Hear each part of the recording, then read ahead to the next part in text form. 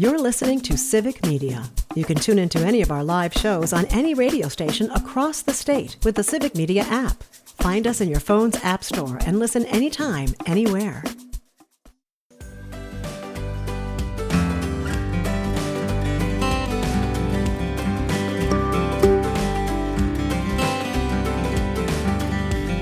You're listening to Mornings with Pat Kreitlow on WBZH. I'm Mark Lundeen, and here's what's happening in Hayward today.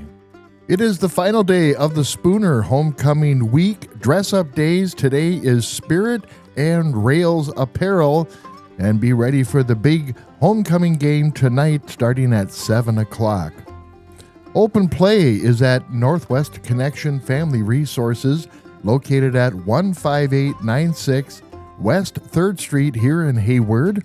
Come join friends or make some new ones while playing with your kids in the children's environment. A snack will be provided. Again, open play at the Northwest Connection Family Resources starting at 9 o'clock. The Northwoods Community Food Shelf is open once again at 10 o'clock. This is located at the Spider Lake Youth Center here in Hayward, located at 11255 Highway 77, just north of the Hayward Hospital on the left-hand side. They have lots of great produce, meats, and veggies available. Everyone's encouraged to get food from this program, regardless of your financial situation. Check it out today at 10 o'clock until 3 at the Spider Lake Youth Center in Hayward. An early dismissal for Solon Spring School students starting at 1 o'clock today. Again, early dismissal for students in the Solon Spring School District at 1 o'clock. Starting at 4 o'clock, the Walk for Tomorrow, a mental health and suicide prevention walk, will start off at the Hayward High School track, again at 4 o'clock. The Walk for Tomorrow, a mental health and suicide prevention walk, again at 4 at the Hayward High School track. The 33rd Annual Spaghetti Supper, sponsored by the Hayward Music Boosters, is starting at 4 o'clock today at the Hayward High School Commons area. Tickets are only $10 for adults, students for $7. Takeout is $10, and a family of 4 is only $25. All proceeds benefit the Hayward Community Schools music programs. Again, Spaghetti Supper held at the Hayward High School Commons from 4 until 6:30, sponsored by the Hayward Music Boosters. At 4 o'clock, the Forest Lodge Library is having a Fall Fest used book sale in Cable. The Forest Lodge Library is located at 13450 County Highway M in Cable. Again, part of the Fall Festival in the Cable Lakes area. Speaking of Cable Fall Fest, music begins at 5 o'clock, food trucks at 5, beer and wine tent, street games and fire pit. Pie eating contest and bake sale starts at 7 o'clock. And then wrapping it up for this evening, 7:30, music by the Whitecaps. Again, this is all part of the Cable Fall Festival. You can find more information on their website. It is cable4fun.com. Cable4fun.com. At 5 o'clock, the Hayward Schools boys varsity soccer will be meeting at Barron High School for their game. Again, boys varsity soccer for Hayward, 5 o'clock, meeting at Barron High School. Boys varsity soccer for Spooner School District will be at Ashland High School today at 5 o'clock. And of course, it is Friday night football night here in the Hayward Lakes area. Solon Springs varsity football game starting at 7 o'clock at Northwood High School. The varsity game of football for Barron schools will be held at Northwestern High School starting at 7 o'clock. And here in Hayward, St. Croix Falls will be at our home field starting at 7 o'clock. A Hayward Youth Night and LCO Honorary Night is tonight. So check that out, 7 o'clock tonight at the Hayward High School versus St. Croix. Hayward Youth Night and LCO Honorary Night. Saturday, the 27th, the Berkey Trail Run begins at 8 o'clock. 7 events all in one day. Discover the warrior within, whether you're a seasoned runner seeking to conquer new frontiers or a nature enthusiast yearning for an unforgettable experience out in the woods on the Berkey Trail. Once again, the Berkey Trail Run starting Saturday at 8 o'clock at the Berkey Trailhead in Cable. A pumpkin pecan pancake breakfast starting at 8 o'clock at the Cable Community Center, located at 13660 County Highway M, all part of the Cable Area Fall Festival. Check it out for breakfast starting at 8 o'clock until 11, a pumpkin pecan pancake breakfast. And of course, all of the events and activities happening for the Cable Fall Festival, starting off at, again, 8 o'clock with that pancake breakfast. 9 o'clock, a youth entrepreneur market, classic car show, arts and craft marketplace will be opening up. Music starting by 10 o'clock with Sean and Ian. Hay rides at 10. Food vendors, kids activities, and bouncy houses. Live music by Whiskey Chase starting at 1 o'clock. And wine and cheese tasting at 4 o'clock. For all Cable Fall Festival events and schedule, check out their website, cable and the number 4 fun.com. cable4fun.com. And finally, at 6 o'clock on Saturday at the Steakhouse and Lodge, the 2025 fundraiser for Hayward Youth Sports Program is starting there. So check that out at the Hayward Steakhouse and Lodge, a fundraiser for Hayward Youth Sports. You've been listening to WBZH Hayward Today, local report on mornings with Pat Kreitlow. To stay up to date with everything in the Hayward Lakes area, download the Civic Media app and click on WBZH in the station listings. Coming up after local news and information, Pat Kreitlow returns. I'm Mark Lundeen, and I'll be back here in 20 minutes on Buzz of the North. It's 6:59.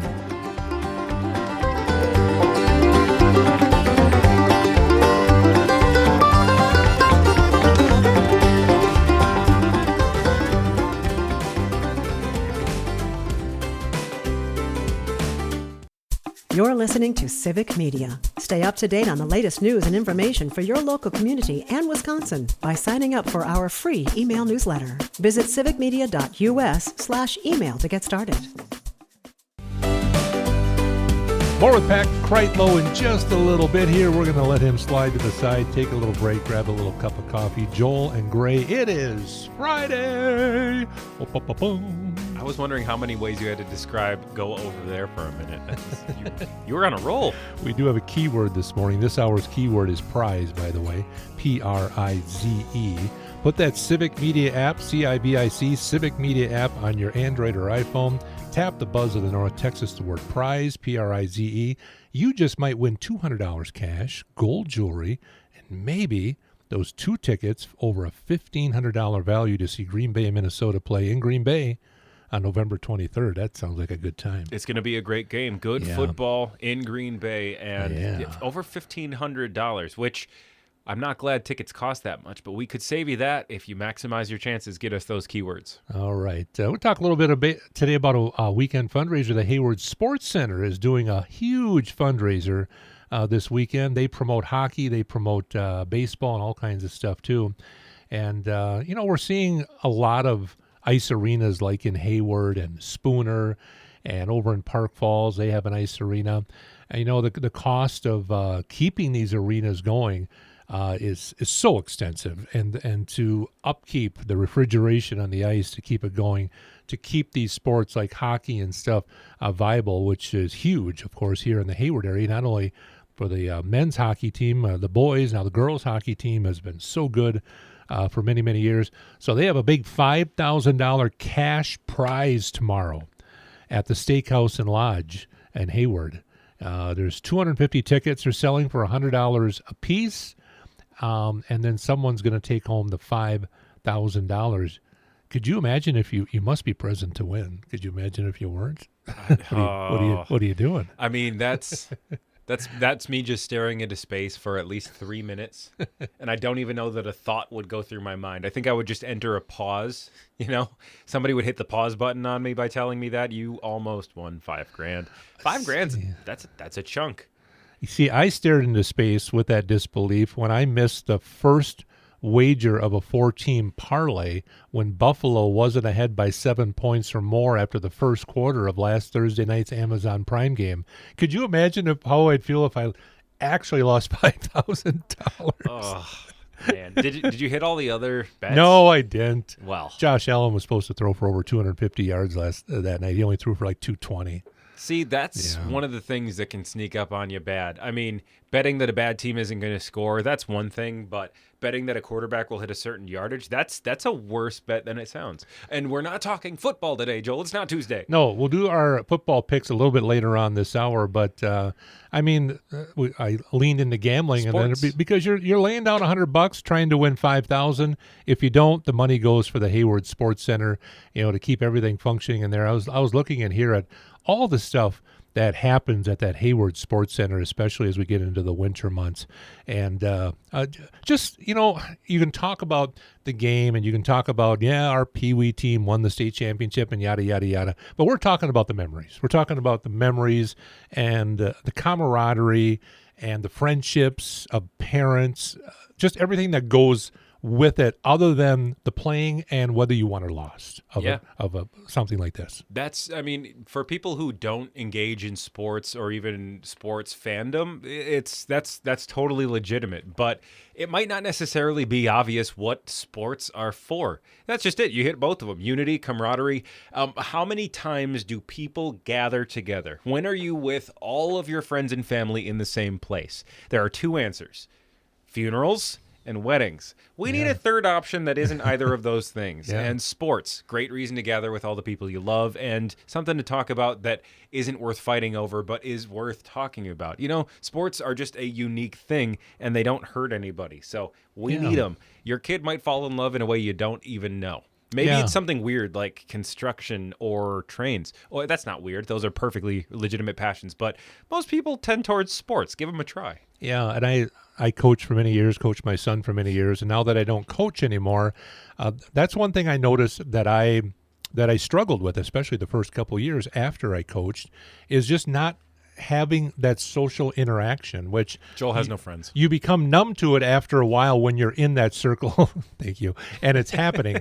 But once it's gone, like anything else, you're like, man, the goofing around, the socializing, I miss that. I think a lot of adults go through that when their kids are out of school and now all of a sudden that isn't there anymore. Yeah, even the most popular person in the world can and will go a day without talking to many people or any people. But it's when you realize you've gone a week or 2 or 3 weeks out of the last month. Like, we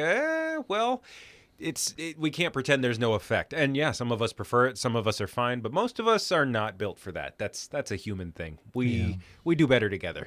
And most of you are probably aware HaywardSportsCenter.com is a good website. They've got all kinds of stuff on there when the next hockey programs are, the practices and all that stuff that's happening with the Hayward Sports Center. But I encourage you, if you want to go on down tomorrow, Saturday from 6 to 9, the Steakhouse and Lodge in Hayward is doing the $100 per ticket, 250 sold. Someone's going to take home $5,000. Oh, and there's a plate dinner and silent auction and all kinds of other stuff. So if you want to support our youth and you're able to financially, go on out there tomorrow night. It's going to be a great night. You might even win a little cash. Indeed.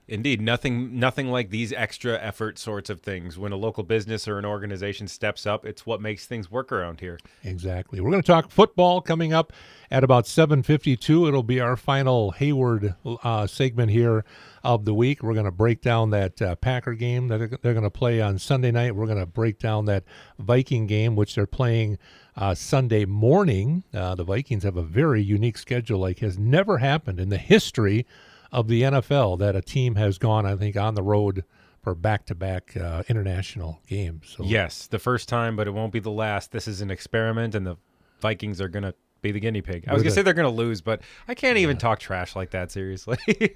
Just remember, U.S. Bank Stadium is closer to Hayward than Lambeau Field. We have we have more on the Buzz of the North coming up in just a little bit. Your keyword here in the 7 a.m. hour on Friday is prize. Text that to us for your chance to be a winner. Go for the green and gold with the Buzz of the North here on a Friday morning at 7:20.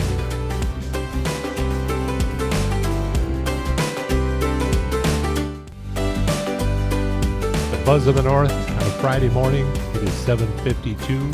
Joel and Ray here. You know what we do on this segment every Friday in football season? Make fools of ourselves. We do. By the way, quick note: if you wanna find out just how inaccurate sports people are in general, find a sports podcast and listen to it trailing 2 days. All right. So today you would listen to Wednesday's show, and you would hear them predict Thursday. I do this with one of my podcasts, and it's wonderful because they're wrong 90% of the time. They are 90% of the time, and we are probably too. So let's talk about, by the way, your keyword this hour is prize, P-R-I-Z-E, if you want to text that to us. First of all, let's talk about the Viking game. They play 8:30 Sunday morning I'm from Dublin, Ireland.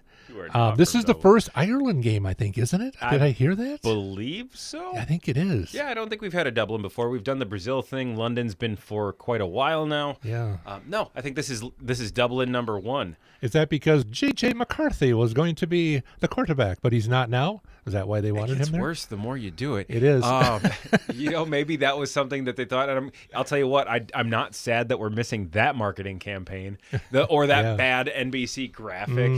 Oh, man, those sports graphics. They had one of Joe Flacco the other day that made him look like a psycho killer. It's like, can we beef up the eyebrows on that? He looks like he's staring through my face. Kevin O'Connell in Ireland.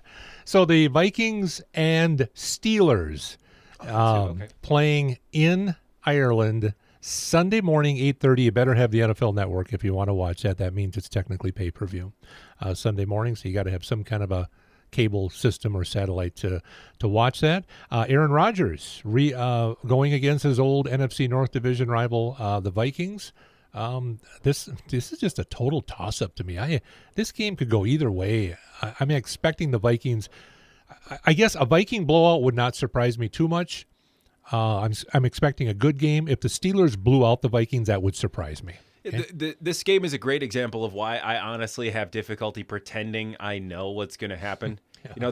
That might be the one thing, not to just knock sports journalists or the talking heads, because a lot of them do give some really great info, especially those who have played the game before. But it just, when one of them says, I am 100% positive or anything to that effect, it's like, I can barely pick what team I think is going to win. But this is a great example of that sort of thing. You've got one of the best defensive coordinators, but what does the best mean against one of the smartest quarterbacks? What does smart mean against one of the scariest defensive fronts? What does scary mean against a quality offensive line? And what does anything mean when the other guy's having a good day? Ask the Browns. It's any given Sunday, partially because that's just what we all like to believe, and it feels good to think about that when the little guy wins, but also because there's so many variables. It's like a car crash. That's every NFL football game is a car crash with some sprinkles on top, because these guys are all smart and making millions, and some of them really do just get one over on each other. But chances are, nobody's got any idea. A drop pass or a turnover can be the difference between we're going to the Super Bowl or fire everybody. Yeah, that's the margin of difference in the NFL right now. So you have to check yourself a little bit when you get too excited about, like, the Packer lost last week, which we'll talk about in a moment. So Minnesota at Pittsburgh Sunday morning.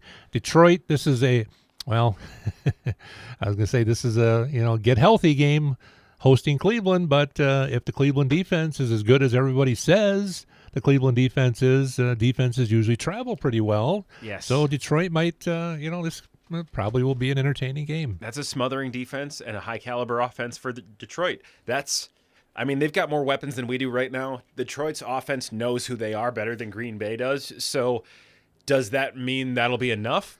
No one knows. I think so. I think Detroit has it. But I thought Green Bay had it, and here we are. Yeah, it looked like Detroit kind of had got their stride, got their mojo back in that last game. They got the run established. Everything went the way they drew it up. Right, exactly. So you got to take Detroit, but not a surprise if Cleveland, makes that a game because of their defense. Chicago at Las Vegas, this has everything for me written all over it that Caleb Williams had his week, and now it's back to what a lot of people are saying that it will be with Chicago. Even though they're at Vegas, and Vegas is not that good, their defense is not that good, Chicago should go in and be able to move the ball and score on Vegas. They should. I think so, theoretically. I'll be honest, I haven't watched enough Vegas highlights, but we know that their offense hasn't been performing up to their standard or what was expected of the Pete Carroll-Geno Smith combo that was coming into town. That said, sometimes things just take a little longer to figure out. They're not using their Pro Bowl caliber, all-pro caliber second-year tight end Brock Bowers. Ask me because my fantasy is suffering.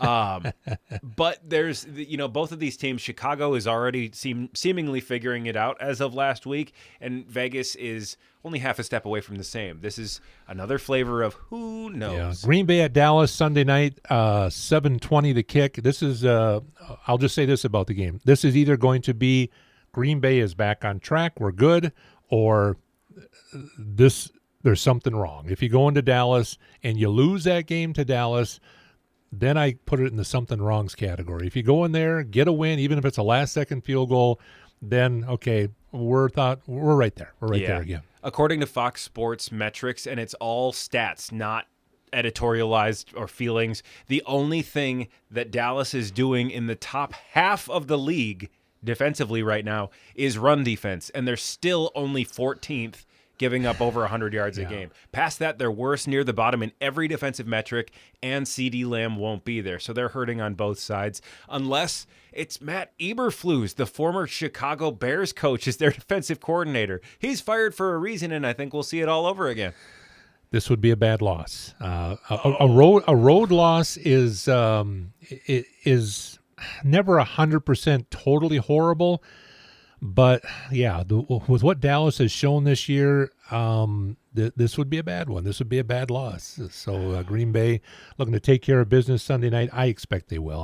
I'm gonna, whatever the point spread is, I'll take it. I'll take Green Bay and I'll run with that. I've loved talking about Micah Parsons this year, but if we lose, that's changing. I'm not talking about Micah ever again all year. Like Matt LaFleur says, every week is a one-game season. Trying to go 1-0. I'm nervous. Have a good weekend, Mr. Gunderson. I might. Depending on what happens Sunday night. And for me, Sunday morning. Have a good weekend, everybody. Pat Kreitlow back in next year on the Buzz of the North at 7:59. You're listening to Civic Media. Find the latest news, information, and archives of all your favorite shows on the Civic Media website, civicmedia.us.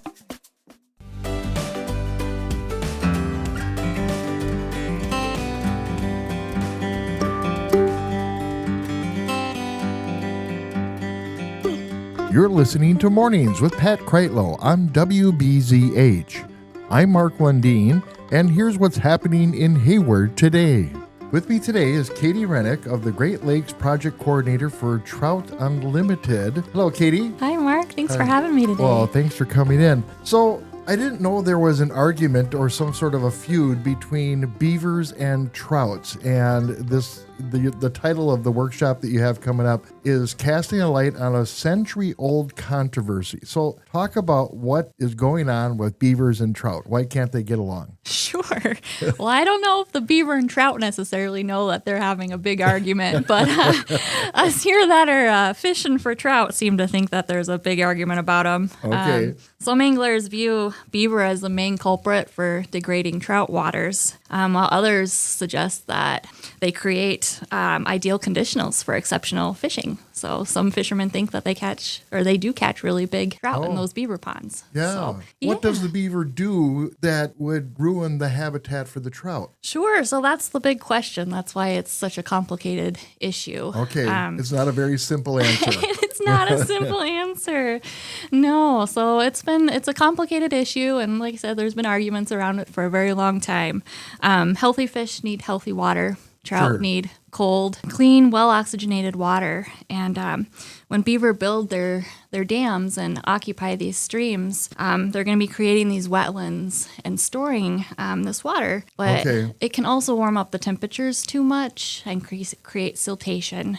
So you've got concerns of warmer water temperatures, and then maybe the dams creating barriers as well. So maybe those trout can't get up to their spawning ground. So the question is can those trout get up and around there? And so what's the solution? How do we rectify this? Or is there a way to rectify it? Sure. I don't know if there is a way to rectify it or if we have all the answers.